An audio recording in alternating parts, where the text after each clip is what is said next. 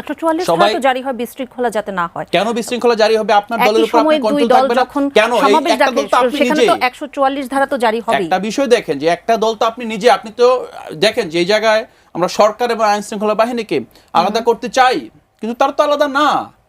তারা তো সামহাও আপনার এই যখন স্বরাষ্ট্রমন্ত্রী তো আপনার বিএনপি একজন নেতাও বটে। মানে আমাদের যেই জায়গাটা হলো যে বিএনপি যেই অস্থির অবস্থার মধ্যে আছে, তার যে ইন্টারনাল নার্ভাসনেসকে সে এখন একটা আপনার ছোট একটা শক্তি, একটা নতুন শক্তি।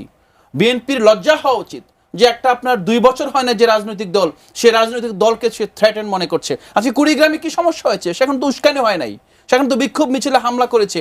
আমি দেখলাম পুলিশের যে ভারপ্রাপ্ত কর্মকর্তা তিনি বলেছেন যে বিএনপি ছাত্রদল যুবদল নেতাকর্মী হামলা করে কোথা থেকে আবার এখান থেকে সরে পড়েছে। কুড়িগ্রামে কি উস্কানি হয়েছে? গোলাপগঞ্জ উস্কানি হয়েছে?